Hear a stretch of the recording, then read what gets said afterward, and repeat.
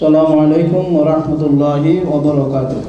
ইন্নাল হামদালিল্লাহ ওয়াস সালাতু ওয়াস সালামু আলা রাসূলিল্লাহ। সুবহানাকা লা ইলমা লানা ইল্লা মা 'allamtana ইন্নাকা আনতাল আলিমুল হাকীম।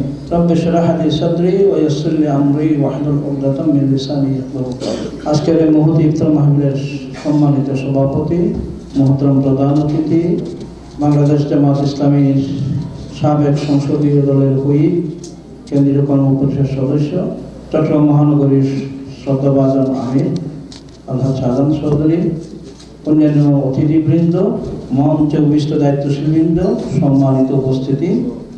সময় খুব কম, আর আমাদের মাঝে ইতিমধ্যে প্রধান অতিথি এসেছেন, এই জন্য আমরা সময় নষ্ট করবো না ইনশাআল্লাহ। রাসূল পাক সাল্লাল্লাহু আলাইহি ওয়াসাল্লাম হাদিসের মধ্যে ইরশাদ করছেন, আন আবি হুরায়রা রাদিয়াল্লাহু তাআলা আনহু قال قال رسول الله صلى الله عليه وسلم من صام رمضان إيمانا واحتسابا غفر له ما تقدم من ذنبه ومن قام ليلة القدر إيمانا واحتسابا غفر له ما تقدم من ذنبه أو كما قال عليه الصلاة والسلام। যে ব্যক্তি ঈমান এবং ইহতিসাবের সাথে রমাদানের সিয়াম পালন করবে, ঈমান এবং ইহতিসাবের সাথে লাইলাতুল কদরের কিয়াম পালন করবে, আল্লাহ তাআলা তার অতীতের সমস্ত গুনাহ, অনেক ফজাইল রমজানের আছে, অনেক বারাকাত আছে, সময়ও নাই। এবং যদি আমাদের অতীতের সকল গুনাহ যদি আল্লাহ তাআলা মেহেরবানি করে দয়া করে মাফ করে দেন, তাহলে এর চাইতে বড় পাওনা আর কিছু হতে পারে? তার প্রশ্ন হচ্ছে, সকল রোজাদার কি এই ফজিলত লাভ করতে পারবে? মানে দুটি কথা বলা হয়েছে, সিয়াম পালন করতে হবে ঈমানের সাথে এবং ইহতিসাবের সাথে। আমরা অনেক বইতে দেখি ইহতিসাব শব্দের অনুবাদ করা হয় সওয়াবের আশায়। অবশ্যই সকল ইবাদত আমরা সওয়াবের আশায় করি, কিন্তু ইহতিসাবের মূল বক্তব্য হচ্ছে আত্মসমালোচনা। সিয়াম পালন করতে হবে, সাথে সাথে আত্মসমালোচনা করতে হবে, এবং কি বিষয়ে আত্মসমালোচনা করতে হবে সেটাও কিন্তু রাসূল পাক সাল্লাল্লাহু আলাইহি ওয়াসাল্লাম হাদিস শরীফের মধ্যে ইরশাদ করেছেন। কিন্তু অত্যন্ত পরিতাপের বিষয়, আমরা ঈমানের সাথে রোজা রাখি ঠিকই, কিন্তু অনেক ভাই বোন, অসংখ্য মানুষ ইহতিসাবের ধারে কাছেও নেই। ইহতিসাব সেটা কি? সেটা হচ্ছে রাসূল পাক সাল্লাল্লাহু আলাইহি ওয়াসাল্লাম ইরশাদ করেছেন, মান লাম ইয়াদা কাওলাজ জুর ওয়াল আমালা বিহি ফালাইসা লিল্লাহি হাজাতুন ফি ইয়াদা তাআমা ওয়া শারাব। যে ব্যক্তি অশ্লীল কথা এবং পাপ কাজ পরিত্যাগ করতে পারেনি, সারাদিন উপোস থেকে সিয়াম পালন করার কোনো প্রয়োজন তার নেই। আল্লাহর কাছে এই যে উপবাস থাকা, সিয়াম পালন করার কোনো মূল্য সে পাবে না। আরেক হাদিসের মধ্যে রাসূল পাক সাল্লাল্লাহু আলাইহি ওয়াসাল্লাম ইরশাদ করেন, কাম মিন সাইমিন লাইসা লাহু মিন সিয়ামিহি ইল্লা আল-জুর ওয়া কাম মিন কাইমিন লাইসা লাহু মিন সিয়ামিহি কিয়ামিহি ইল্লা সাহ।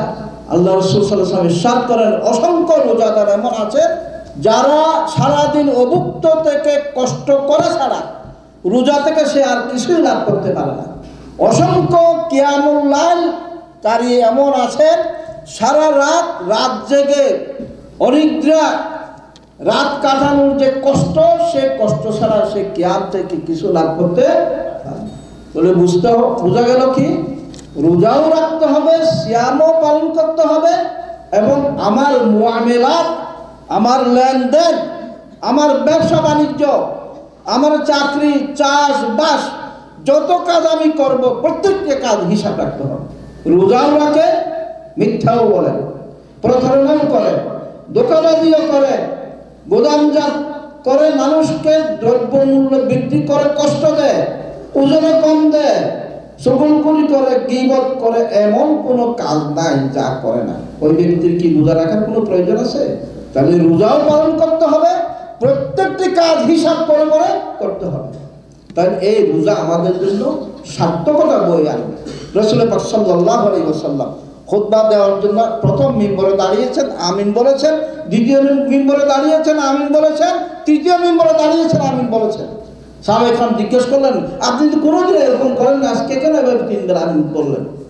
দুইবারের কথা বলছি না, একবারের কথা বলছি। সময় জিবরিল আমিন এসেছেন, আমি যখন মিম্বরে দাঁড়িয়েছি, তিনটি বদদুয়া করেছে। এর মধ্যে একটি বদদুয়া হচ্ছে ওই ব্যক্তি ধ্বংস হোক যে রমজান মুবারক পেয়েছে অথচ তার গুনাহ মাফ করাতে পারে নাই। তো রমজান মুবারকে গুনাহ মাফ করাতে হলে ঈমানের সাথে ইহতিসাব থাকতে হবে।